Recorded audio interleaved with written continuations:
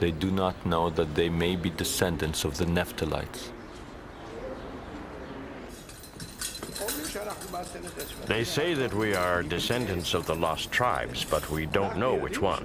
All we know is that we are Jewish. That's what is important. I hope that with God's help the redemption will come, and with it the ingathering of the tribes. Then we'll know which tribe we belong to. Until then, we identify with the tribe of Judah.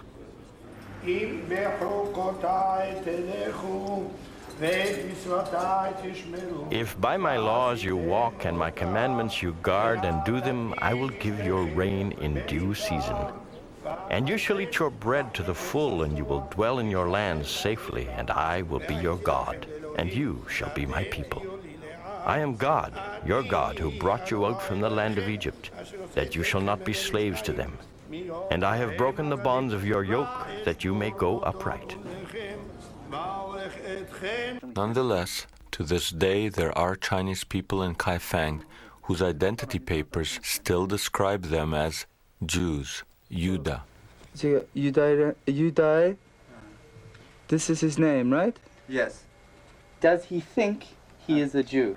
The exodus of the Red Sea parting, the exodus of eating quail that falls from heaven, water coming from the rock, and the enemies of the Israelites drowning in the Red Sea. The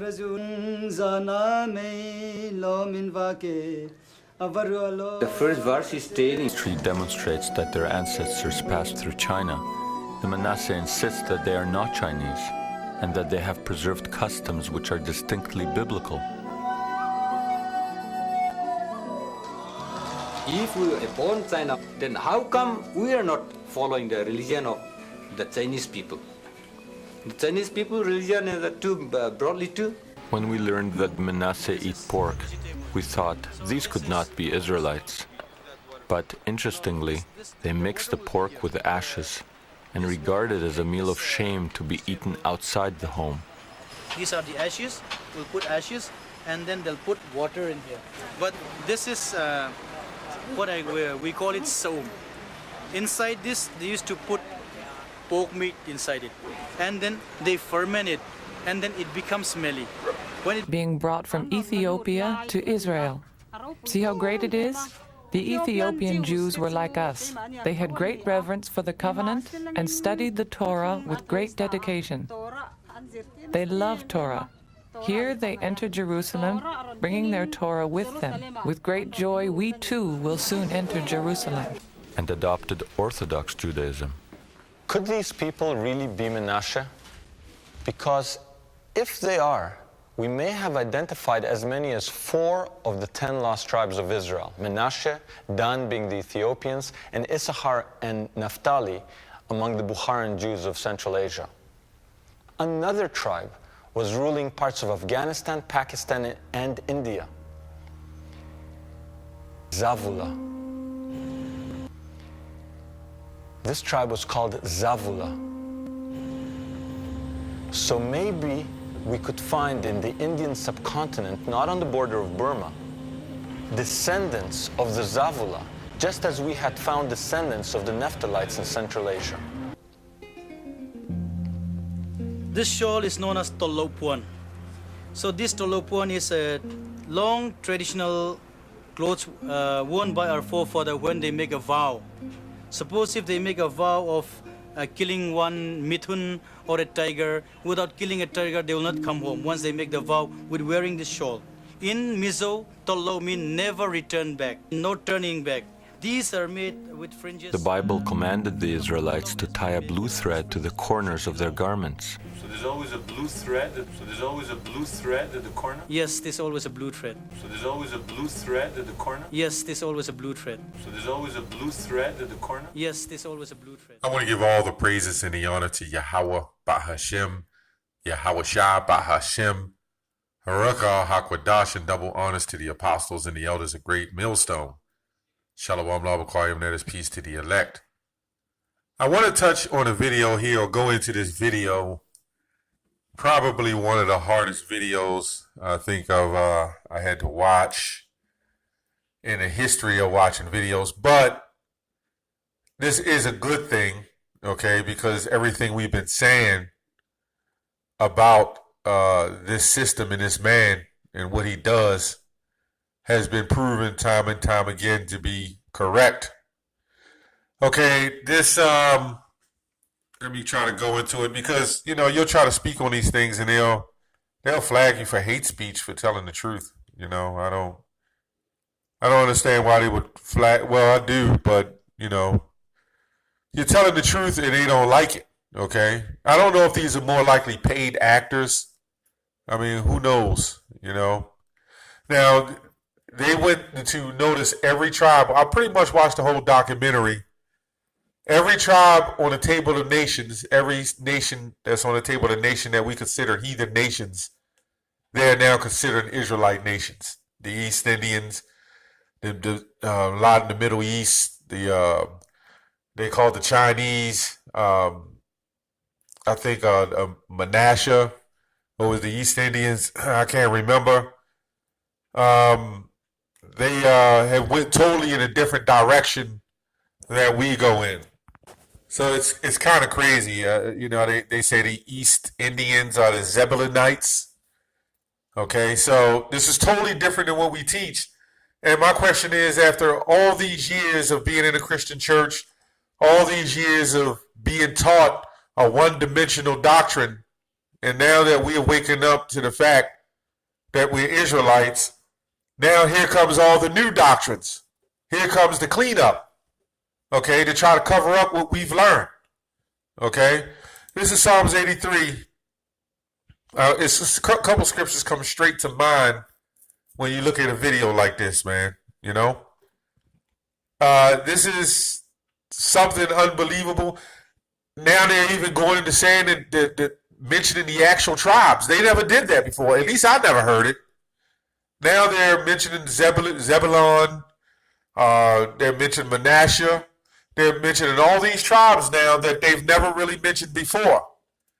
And if these nations are the Israelites, there's a contradiction because now, as we teach, the Israelites will be the next rulers on earth, which means there will be an inequality in the nations on the earth. But these doctrines that these people teach in all these doctrines, they teach that it's about equality and God loves everybody and you're going to get in the kingdom and everybody's going to be super happy and everybody's going to be in power, Now, it is interesting because at the end of it all, this is a good thing because our people are in China. Our people are in Ethiopia, some of our people. Okay, our people are scattered through Asia and some in Russia and some in India. So this is going to probably backfire on Esau because what's going to happen is the elect of the Israelites are starting to wake up. Okay, this is Psalms 83:3. Let's go to 2. For lo, thine enemies make a tumult, and they that hate thee have lifted up the head. Now, it wouldn't be right if I didn't go and look up this word tumult. Okay, it says, let me see. It says to murmur, growl, roar, cry aloud, to mourn, to rage, to sound, to make noise. Okay, to be clamorous, disquieted, be loud, be moved, be troubled, in an uproar. Okay, basically irritated. Okay, it's going to say that read that part again. For lo, thy enemies make a tumult, which means an uproar and a rage. Okay, and they that hate thee have lifted up the head. That's why they will never admit that who the real children of Israel are. Okay, it says they have taken crafty counsel against our people. Okay, and consulted against our hidden ones. Okay. Okay, they have said, okay, come and let us cut them off from being a nation that the name of Israel may be no more in remembrance. Okay, so you had our own people, I'm even referring to even up to this day, that have sided with Esau and these other nations in a crafty counsel, okay, to push the fact off that we're the true biblical Israelites. Okay. It says, for they have consulted together with one consent, they are confederate against thee. The tabernacles of Edom and the Ishmaelites and the Moabites and the Hagarenes. Okay? So when you look at these nations, they all came together, and we even talking to this day have cut us off from being Israelites. Okay? And the Lord said that was going to happen. So, excuse me. So if they're the true Israelites, how come they have the heritage? How come they are walking with the Torah, and then they're wrapping their arms in phylacteries, and they're doing all the things of the ancient Israelites? If that was the case, then they don't fit the prophecy. Jeremiah 17:4. And thou even thyself shall discontinue from thine heritage that I gave thee, and I will cause thee to serve thine enemies in a land which thou knowest not. For ye have kindled a fire in mine anger, which shall burn forever. So, in order to be an Israelite, you would have to be serving your enemies in another land, okay? You would not know that you're an Israelite, and you would have to fit all the curses. And we'll go back to Deuteronomy, the 28th chapter, which some of those went back to 70 AD, okay? But it reflects also on some of these curses today, okay? Now, when you look at Deuteronomy 28:48, it says, therefore thou shalt serve thine enemies, which the Lord shall send against thee. Now, when you look in our ghettos, this documentary, they said that the Chinese was I believe the Menashites. I can't remember, or Zebulonites. I believe the Menashites. They said the Chinese were the Menashites. So they would have to, in the last days of prophecy, to fulfill the prophecy, then they would be serving their enemies. They wouldn't be in corner stores, owning restaurants, and serving out people Chinese food, okay? They would be servants, not they wouldn't be owners of most businesses or whatever. As I said, some of our people are mingled amongst the Chinese and the different nations. Now, when you go to, let's go to Isaiah, the 11th chapter. I'll try to make this quick because there's so much. You could do 5 videos when you look at this video. Okay, it says Isaiah 11:11, and it shall come to pass in that day that the Lord shall set a hand against the second time to recover the remnant of his people, which shall be left from Assyria and from Egypt and from Pathros and from Cush. So they said the Ethiopians are the original Jews. They said the Chinese are the original Israelites, so to speak. So if that's the case, why would the Lord recover them from the hands of these nations? Goes on to say, and from Elam. So why would the Lord recover his remnant out of those countries? That means our people are mixed amongst these nations, and the Lord is going to grab us. And this is synonymous because we're basically scattered from one end of the earth even into the other. That's also in the scriptures of Deuteronomy, the 28th chapter.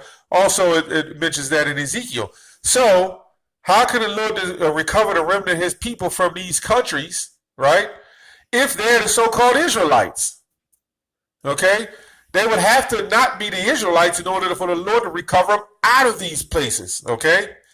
I'll read that part again. The Lord shall set his hand again the second time to recover the remnant of his people, which shall be left from Assyria and from Egypt and from Pathros and from Cush and from Elam and from Shinar and Hamath and the islands of the sea. Okay, you have biblical names. Okay, and today you had names that was changed. Okay, and some of the Middle Eastern names are still listed. So what does the scripture say about the remnant of his people?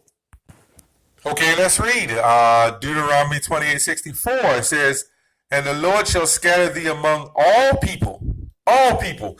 So, when you read Hosea, the first chapter and the 10th verse, it says, Israel shall be scattered as the sand of the sea, which cannot be measured nor numbered. So you see these so-called documentarists, these historians, they listen to what we say on YouTube. They listen to the groups, they listen to the Hebrew, they listen to what we teach, and then they extract it, and then they try to make a doctrine. But the problem is the truth will always stand, okay? You can't get around the truth, okay? It says, and the Lord shall scatter thee among all people from one end of the earth even to the other. So we know back then, this had to be a future prophecy because the end of the earth wasn't discovered back then, even in the time of the Roman Empire, okay? It wasn't fully technically discovered, okay? So this had to be a future prophecy, okay? Neither shall, let me go on, it says, even to the other, and thou shalt serve other gods. Okay, now these people who claim to be Israelites, they're not serving other gods, okay? Well, technically they are, but they believe they're serving the God of Israel.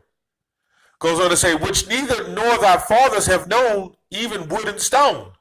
Okay, Christianity, all forms of Christianity, Islam, and so forth. And some of our people who are in the Middle East is celebrating Islam, okay?